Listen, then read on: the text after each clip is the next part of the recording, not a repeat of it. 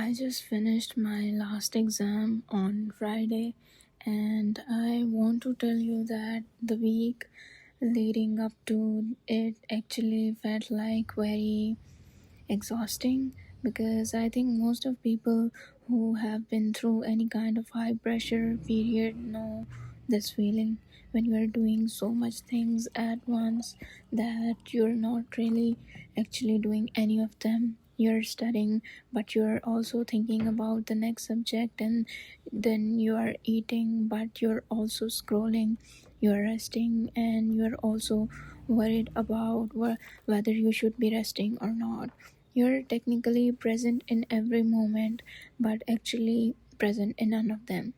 And I sat down to paint last night, and the first thing in a while where I had no deadlines, nothing due, nowhere to be, and something felt completely different. I wasn't rushing toward finishing this painting, I was just in it. And I painted this one leaf, just one small green leaf with water droplets on it. And I spent more time on it than I probably needed to, and it was the best I've felt in weeks.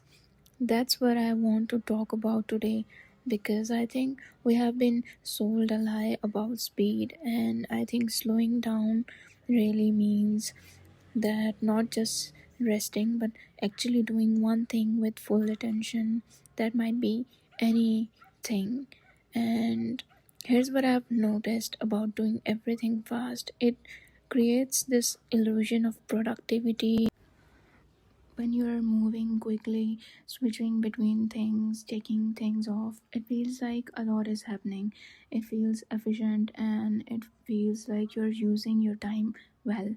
But there's a tax on that speed that doesn't show up immediately, and that tax is quality, and it is also the depth.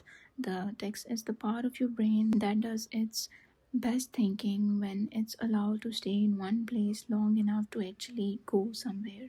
And when you study three subjects in one sitting, switching between them hourly, you get a surface level knowledge with all three. And when you spend that same time going deep into one, you get a more deep understanding of that.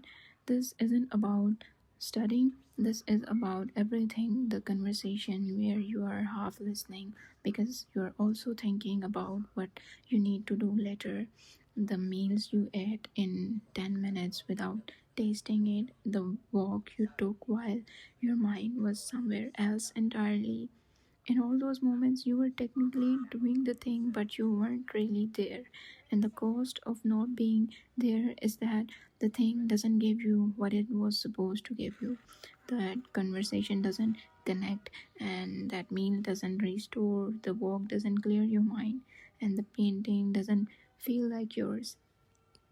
I want to say something about what I meant by doing things slowly, because I don't mean doing things inefficiently. I also don't mean taking twice as long to do everything. And I also don't mean sitting in one place indefinitely.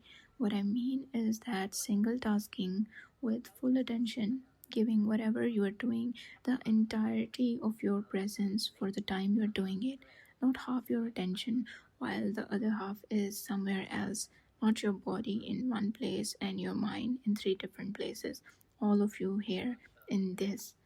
And what I've found is that things does this way take less time than you expect, because when you're fully in something, you're not fighting your own distractions. You're not redoing things because you weren't paying attention the first time. You're not spending the first 15 minutes of every task getting back into it because you switched away and lost your place. Full attention is actually faster than divided attention in most situations, and it produces better results, and it feels completely different while you're doing it. Instead of low grade stress of being everywhere at once, there's something that feels like being alive in your own life rather than just managing it from a slight remove. Think about the last time you were completely absorbed in something, when where time disappeared, and when you looked up an hour passed, without you noticing. That state, the what psychologists call that state flow, and it is only available when you're doing one thing with complete attention. You can't flow between seven things, you can only flow in one thing. So if you're doing one thing slowly and with full attention, it is better in almost everything, and it also produces better outcomes. It feels better and is often faster at the end. Why is it so hard to do? Why do most of us default to scatter, rushed, everything at once approach? I think part of it is that busyness has become an identity in the culture most of us are living in. Being busy signals importance. It signals that you're needed, that your time is valuable, that you're someone who has things to do, and slowing down can feel like opting out of that signal, like admitting that things are manageable, which somehow feels worse than the exhaustion of acting like they are not. Part of it is also that slowness requires you to be present, and being present means being with whatever is actually here, including the discomfort, the difficulty, the things that are hard about your life right now. And fast is a way of staying ahead of those things. When you're always moving, the uncomfortable feelings can't quite catch you, and when you slow down they do. So the speed become kind of armor, and part of it is just habit. Most of us have trained our brain to expect constant switching. We reach for our phones in the first moment of stillness. We open new tabs before we're finishing reading the current one. We start new tasks before the old ones are complete, and the brain that has been trained to constantly switching finds sustained attention genuinely difficult at first, not because it can't do it, because it's out of practice. So, if you're coming out of a busy season right now, like exam or a project or a hard period, anything that had you scattered and rushing, I want to offer you this. Before the next thing start, before you fill your space with the next obligation, try doing one thing slowly, one thing with all your attention, and see what it gives you that the rushing couldn't. Because I think we need more of those things in our life and less of everything at once.